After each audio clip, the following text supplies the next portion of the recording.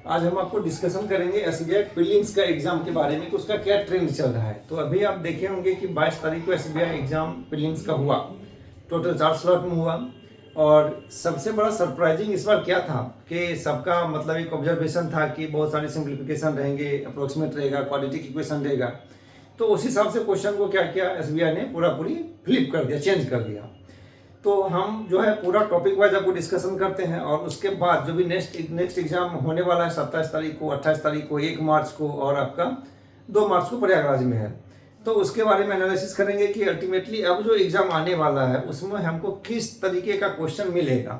तो सबसे पहले जो 22 तारीख का एग्जाम हुआ, 22 फरवरी 2025 का जो एग्जाम हुआ, उसमें जिन्होंने एग्जाम दिया या जिन्होंने एग्जाम नहीं दिया, तो जिन्होंने एग्जाम दिया तो वो सब इसमें फील किए होंगे कि आपका सबसे पहले हम चलते हैं रीजनिंग सेक्शन में।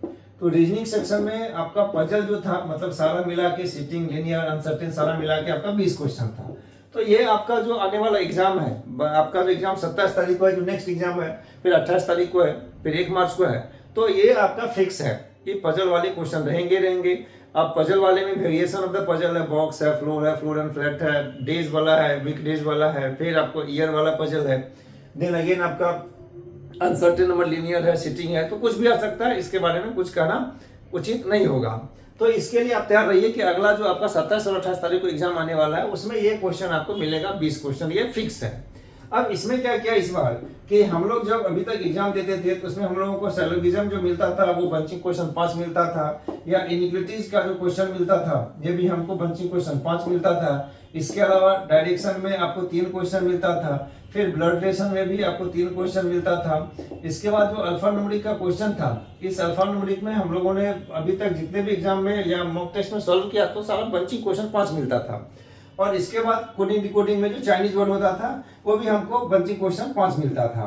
तो ये सारा क्वेश्चन आपको बंचिंग क्वेश्चन 5 अगर जोड़ दिया जाए तब तो 35 क्रॉस कर जाएगा। तो इस बार एसबीआई वाले ने क्या किया कि सारे क्वेश्चन में इसमें से क्वेश्चन को कट कर दिया। मतलब क्या कि सिलॉक्स से दे दिया 2 क्वेश्चन, इनइक्वालिटीज से भी दे दिया 3 क्वेश्चन, डायरेक्शन से आपको दे दिया 2, फिर ब्लड रिलेशन से दे दिया 2, अल्फा न्यूमेरिक से दे दिया 2। मतलब ये सारे क्वेश्चन को मिला के उन्होंने रखा 15 क्वेश्चन। तो हो गया आपका 35 क्वेश्चन, 20 + 15 = 35। अब जो है, अब इसका मतलब क्या है कि इसका मतलब ये है कि आप ये समझ लीजिए कि अगला जो ट्रेंड आने वाला है 27, 28 और 1 तारीख को, उसमें भी यही पैटर्न को फॉलो करेगा। ये आपको 20 फिक्स कर दिया। और पहले क्या होता था कि सिलॉक्स 5 मिला, इनइक्वालिटीज 5 मिला और ब्लड रिलेशन, डायरेक्शन या अल्फा न्यूमेरिक से हमको 5 मिल गया। लेकिन अभी इस ट्रेंड को पूरा खत्म कर दिया गया। अब नया ट्रेंड में सिलॉक्स में नंबर ऑफ क्वेश्चन को कम कर दिया, मतलब सारे चैप्टर को कवर किया है, किसी भी एक चैप्टर को उसने बाकी नहीं रखा। मतलब एक क्वेश्चन जो आपका आता है मीनिंगफुल, कितना वर्ड बन सकता है, वो भी क्वेश्चन को नहीं छोड़ा, मिसलेनियस क्वेश्चन को। तो ये क्वेश्चन अभी जब घर में प्रैक्टिस करेंगे तो बंचिंग क्वेश्चन का कंसेप्ट को भी रीजनिंग में भूल जाना है। और इसमें आपको ये सब क्वेश्चन देगा। सबसे ज्यादा क्वेश्चन थोड़ा सा ध्यान देने वाला है कि जो कितना वर्ड बनता है, इसमें थोड़ा सा सावधानी बरतेंगे। और हाउ मेनी सच पेयर का जो क्वेश्चन एक रहता है उसमें भी थोड़ा सा सावधानी से काम करेंगे। बाकी सारे रीजनिंग के क्वेश्चन आपको एग्जाम में ऐसा है कि सबने 35 में आउट ऑफ द 35 पूरा का पूरा 35 सॉल्व करके आया है रीजनिंग पोर्शन में। तो रीजनिंग पोर्शन जो अभी 27, 28 और 1 को एग्जाम होने वाला है, सारा इसी ट्रेंड को फॉलो करेगा।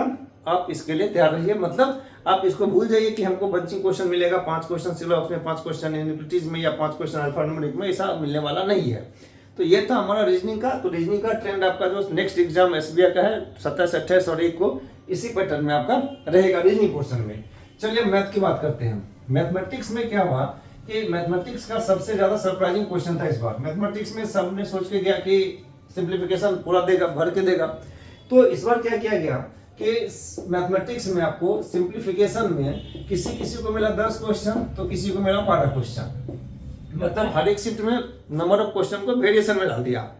इसके बाद सीरीज। अब सीरीज की बात करते हैं तो अभी तक हम लोग जब प्रैक्टिस कर रहे थे तो उसमें क्या था कि सीरीज हम लोग जनरली 5 करते, या तो मिसिंग नंबर या तो रॉन्ग नंबर। लेकिन इस बार वाले एग्जाम में क्या किया कि किसी को सीरीज मिला 2 क्वेश्चन और किसी को सीरीज कुछ मिला ही नहीं, मतलब सीरीज दिया ही नहीं उसको। तो ये भी एक यहाँ पे बहुत सरप्राइजिंग था चैप्टर। इसके बाद सबसे जो सरप्राइज किया सबको कि 22 तारीख वाले एग्जाम में किसी भी सेक्शन में क्वाड्रेटिक इक्वेशन दिया ही नहीं, मतलब इसको वहां से गायब कर दिया। और चलिए डीआई की बात करते हैं। तो डीआई वाले में क्या किया कि किसी के सेट में आपको दिया 2, लेकिन डीआई में जैसे हम लोग क्वेश्चन को सॉल्व करते हैं तो उसमें हम लोग 5 क्वेश्चन एक डीआई में रखते हैं। इस बार क्या किया डीआई में कि किसी में दे दिया 6 क्वेश्चन, तो बाकी डीआई में दिया 3 क्वेश्चन, फिर तीसरा डीआई जो दिया उसमें दिया फिर से जाकर आपका 4 क्वेश्चन। तो डीआई का क्वेश्चन भी जैसे हम लोग घर में प्रैक्टिस करते हैं 5-5-5 मिलता है बंचिंग, वहां से हम लोग ये खुश हो जाते हैं कि 5 का बंचिंग मिला। लेकिन इस बार का डीआई में किसी किसी सेट में मतलब आपका जो स्लॉट था उस स्लॉट में किसी स्लॉट में 2 डीआई को रखा, किसी स्लॉट में 3 डीआई को रखा। तो जिस स्लॉट में 3 डीआई को रखा उस स्लॉट में क्या किया, सीरीज को वहां से गायब कर दिया। तो डीआई जो था ये आपका इजी टू मॉडरेट था, मतलब जिस सेट में आपको 3 डीआई मिला उस सेट में क्या किया कि एक डीआई को थोड़ा सा डिफिकल्ट किया, मतलब अर्थमेटिक बेस्ड डीआई कर दिया, और 2 डीआई आपका इजी पोर्शन में डाल दिया। तो ये आपको यहाँ पे बनने वाला था। अब रिमेनिंग जो क्वेश्चन बचा उस क्वेश्चन को उसने क्या किया, पूरी अर्थमेटिक में डाल दिया। तो मैथमेटिक्स का क्वेश्चन को आपका इजी क्वेश्चन नहीं कहा जाएगा, क्योंकि हम लोग जो घर में प्रैक्टिस करते हैं जिसमें सबसे ज्यादा मार्क्स उठाते हैं simplification, approximate, series, quadratic, data interpretation. तो डाटा इंटरप्रिटेशन में भी क्वेश्चन 2 डीआई जो था वो इजी दे रहा है।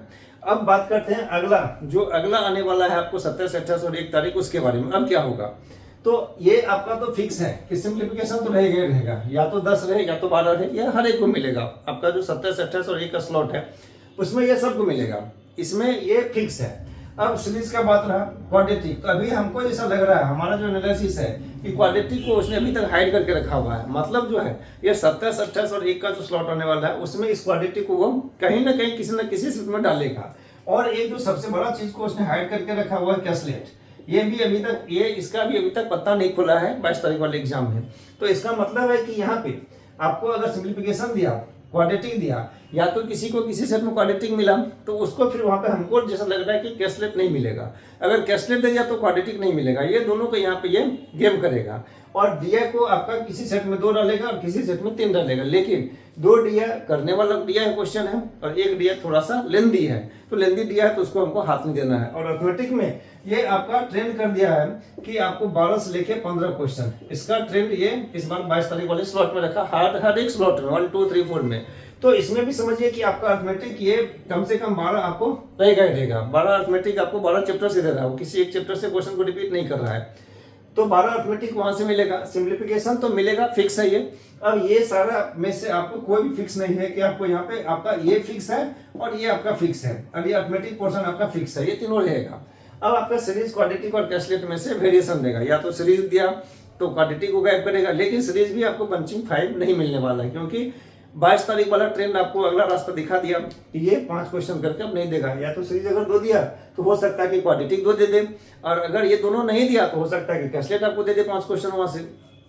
तो अगला जो अभी एग्जाम आने वाला है उसमें हम लोग को यही करना है घर में कि ज्यादा से ज्यादा सिंप्लीफिकेशन को प्रैक्टिस करेंगे, और जितना समय मिल सके अर्थमेटिक का रिवीजन कर डालिए। सारे अर्थमेटिक एक बार फॉर्मूला देख डालिए, शुरू फर्स्ट चैप्टर से लेके लास्ट मेंसुरेशन चैप्टर तक एक बार रिवीजन कर डालिए सारे क्वेश्चन को, ताकि वहां पे हमको कुछ तो बेनिफिट मिले, बाकी से तो हम कुछ तो बाइफरकेट हो सके स्टूडेंट से।